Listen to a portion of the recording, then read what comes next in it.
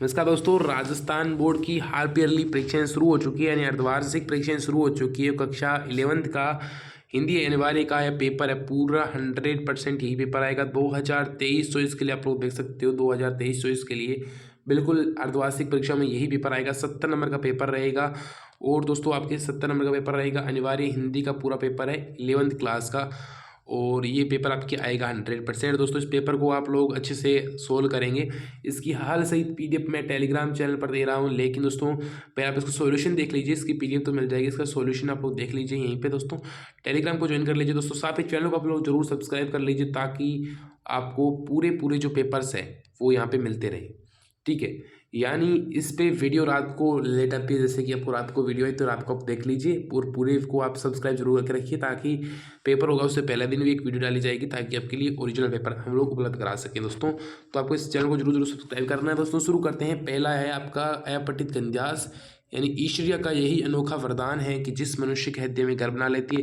यानी ये ईर्ष्या को लेकर है, और ईर्ष्या को लेकर ये ईर्ष्यालु व्यक्ति के, यानी ईर्ष्यालु व्यक्ति किस आदत के कारण दुख उठाता है, तो दूसरे की वस्तुओं को देखकर दोस्तों दुख उठाता है, ठीक है।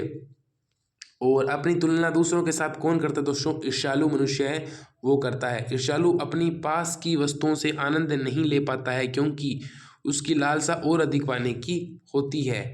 और अपने अभावों के बारे में निरंतर सोचने से ईर्ष्यालु व्यक्ति क्या होता है? दूसरों के विनाश में लग जाता है, ठीक है। और अपने अभाव पर दिन रात सोचते सोचते वह किसकी प्रक्रिया को भूलकर विनाश में लग जाता है, वह उन्नति की प्रक्रिया को भूल जाता है और विनाश में लग जाता है दोस्तों। और अब आगे दोस्तों आपका है फिर ईर्ष्यालु शब्द में प्रयुक्त प्रत्यय बताइए दोस्तों। प्रत्यय कौन सा दोस्तों? आलू प्रत्यय कौन दोस्तों? ईर्ष्या, ईर्ष्या तो एक वर्ड हो गया, ईर्ष्या, ईर्ष्या अलग वर्ड हो गया, प्लस आलू, ये आलू एक प्रत्यय है दोस्तों, ठीक है। ये आलू प्रत्यय होगा, ठीक है। उपयुक्त गंध्यास का उपयुक्त शीर्षक दीजिए। ईर्ष्यालु व्यक्तित्व का स्वभाव। निम्नलिखित अपठित पंध्यास को ध्यानपूर्वक पढ़कर इसकी प्रश्न। अंबर बने सुखों की चादर, धरती बने बिछोना, मिट्टी में सोना उपजाओ इस मिट्टी से सोना, ये मिट्टी जगत की जननी, इसको करो प्रणाम, कर्म योग के साधन बनना ही सेवा का काम। इस प्रकार का ये दिया गया हुआ है। अंबर किसकी चादर बनते हैं दोस्तों? अंबर जो है सुखों की चादर बनते हैं। फिर ये मिट्टी किसकी जननी है? तो जगत की जननी है, ठीक है। यहाँ पे दे रखा है मिट्टी किसकी, मिट्टी में सोना उपजाओ, मिट्टी से सोना, ये मिट्टी जगत की जननी है। कवि किसके बीज बोना चाहता है दोस्तों? प्रेम की बीज बोना चाहता है। कवि किस प्रकार के साधक बनने के लिए आह्वान कर रहा है दोस्तों? कर्म योग। शाम सलोना क्या पीकर मुस्कुराता है? दूध दही। अंबर शब्द का दोस्तों शाब्दिक अर्थ लिखिए, यानी आकाश या आसमान, ठीक है। उपयुक्त पंध्यास का उचित शीर्षक दीजिए, यानी ये मिट्टी, यानी हमारे देश की मिट्टी। निम्नलिखित पंध्यास की प्रसंग व्याख्या कीजिए। हम तो एक एक करी जाना, दो ही कहें तिन्ही को, दो जग जिन नाहिन पहचाना। ये कबीर का दोस्तों एक पार्ट है, उसमें से लिया गया है। कबीर कह रहा है हम तो ईश्वर को एक एक करते हैं, दो या तीन तो वो कर रहे हैं जिन्होंने वास्तव में ईश्वर को पहचाना ही नहीं है। एक ही पवन, एक ही पवन है, एक ही पानी है, एक ही ज्योति समाना है, एक ही खा गढ़े एक भांडे सब कोहरा साना, यानी एक ही सब गढ़े के सब माटी के बने हुए हैं। ये कबीर का है। तो आपको प्रसंग लिखना है, फिर व्याख्या विशेष। बिका दिया घर द्वार महाजन ने, न ब्याज की कोड़ी छोड़ी, रह रह आंखों में चुभती वह, कुर्ग हुई बर्दों की जोड़ी। यानी कुर्ग हो गई बर्दों, यानी बैलों की जोड़ी, यानी किसान को लेकर, जो किसान की हालत को लेकर है, यानी वे आंखें, जो आपका पाठ है शायद भवानी प्रसाद मिश्र का होगा, उसमें से लिया गया है, ठीक है। फिर है आप ईमानदार बनने चले हैं, घर में चाहे अंधेरा हो, मस्जिद में अवश्य दिया जलाएंगे, खेद इसी समझ पर पढ़ना लिखना सब अकारत गैस के, थोड़े ही दिनों बाद मुंशी वसीदर। ये तो नमक का दरोगा आपका एक पाठ है, पहला ही पाठ है नमक का दरोगा, जिसमें वसीदर वाला, तो ये आपके उसमें से लिया गया। इसके लेखक का नाम है प्रेमचंद। ये कर्तव्य परायणता और ईमानदारी पर लिखी गई कहानी है। बिछुड़न समय बड़ा करुणात्मक होता है, आपको बिछड़ते देखकर आज हृदय में बड़ा दुख है माय लॉर्ड। ये दोस्तों पाठ है बाल गुपुंद मुक्त का। पाठ का नाम है विदाई संभाषण। क्या पाठ का नाम है? विदाई संभाषण। और बाल मुकुंद गुप्त का ये पाठ है। और किसको दिया गया है ये लॉर्ड जो कर्जन थे उनको है जो कि उस समय थे, और निम्नलिखित प्रश्नों के रिक्त स्थानों की पूर्ति कीजिए। गलता लोहा किसके द्वारा दोस्तों? शेखर जोशी द्वारा रचित एक कहानी है। मियां नसीरुद्दीन शब्द चित्र दोस्तों हम हसमत नामक संग्रह से लिया गया है। पथेर पंचाली फिल्म की शूटिंग का दोस्तों काम है वो 2.5 साल तक चला था। मीरा के गुरु का जो दोस्तों नाम क्या है? रैदास था। दोस्तों वे आंखें पंत जी के प्रगतिशील दौर की या पूंजीवादी दौर की, दोस्तों प्रगतिशील दौर की कविता है, ठीक है। एक कंठ विस्पाई गीति नाट्य किसके द्वारा दोस्तों रचित है? ये दोस्तों सुमित्रानंदन पंत या दूषित कुमार, पता नहीं, आप देख लेना। फिर दोस्तों आगे है अप्पू के साथ 2.5 साल नामक संस्करण में किस फिल्म की घटनाओं का वर्णन किया गया दोस्तों? यानी इसमें दोस्तों पथेर पंचाली जो फिल्म है उसकी घटनाओं का वर्णन किया गया है, ठीक है। बंग विभाजन की योजना दोस्तों किसने बनाई थी? लॉर्ड कर्जन ने बनाई थी। 1905 की बात ये कर रहे हैं, ठीक है। स्पीति के बौद्ध विहारों को किसने लूटा था? ये जो आपके है सुमित्रानंदन पंत ने। वे आंखें में संदेशवाहक किसे बनाया है? संदेशवाहक दोस्तों किसान को बनाया है। किसको बनाया दोस्तों?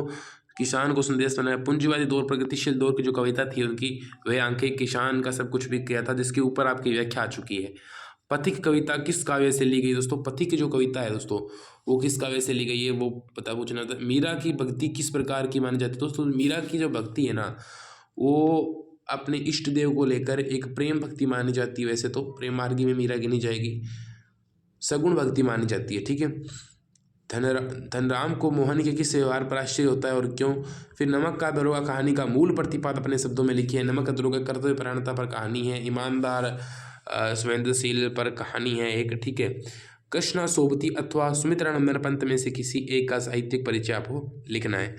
मियां नसीरुद्दीन के चरित्र की विशेषता बताइए। यानी वो खानदानी है, खानदानी रवैयों को अपनाते हैं, वो थोड़े गुस्से वाले स्वभाव के हैं। संदेश ग्रहण करने और भेजने में असमर्थ होने पर एक अनपढ़ लड़की को किस वेदना विपत्ति को भोगना पड़ता है? अपनी कल्पना से लिखिए, ठीक है। वो वाला आपको लिखना है, सिर्फ कल्पना से लिखना है।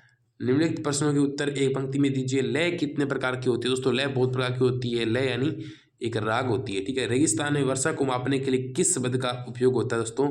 रेजा। रेजा होता है ना, रेजा शब्द का साहित्यिक प्रयोग होता है। जो कुई वाला जो पाठ है आपका, जिसमें लेखिका बेबी हालदार को अपनी माँ की याद क्यों आई? लता मंगेशकर किसकी पुत्री थी दोस्तों? दीननाथ मंगेशकर। किसकी दोस्तों?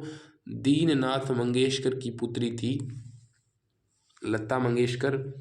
और फिर दोस्तों किराए के मकान में रहते हुए बेबी हालदार चिंतित क्यों थी? ठीक है। राजस्थान में कुई किसे कहते हैं? कुई यानी दोस्तों कुई का वो मतलब नहीं, कुई का मतलब है पानी लेने के लिए कुंड प्रकार के, टंकी प्रकार की चीज़ होती है, उसे कुई कहते हैं। इसकी गहराई और व्यास तथा सामान्य कुओं की गहराई और व्यास में क्या अंतर होता है? इसकी गहराई तो कुओं से ज़्यादा होती है और इसका व्यास कुओं से कम होता है। कुओं का व्यास ज़्यादा होता है, गहराई कुओं की कम होती है।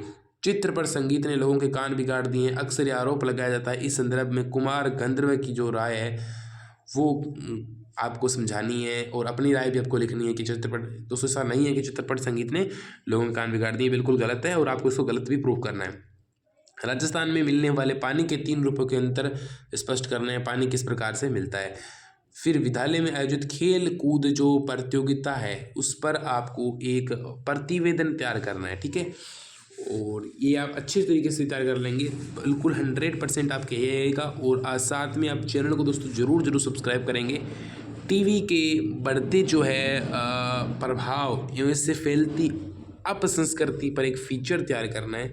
फ़ीचर आपको इस तरीके से तैयार करना है कि आपको मतलब फ़ीचर आप जानते हो, मनोरंजन शैली में लिखा गया समाचार पत्र। जिलाधीश जालोर की ओर से स्वास्थ्य सचिव राजस्थान सरकार जयपुर को निर्धारित प्रारूप में एक कार्यालय पत्र लिखिए जिसमें गायों में फैली लंपी बीमारी से राहत दिलवाने के लिए राजधानी के विशेष चिकित्सकों का एक दल भेजने के लिए निवेदन हो, ठीक है। तो आप में इसमें लिखना होगा, ठीक है। ये एक पत्र हो गया।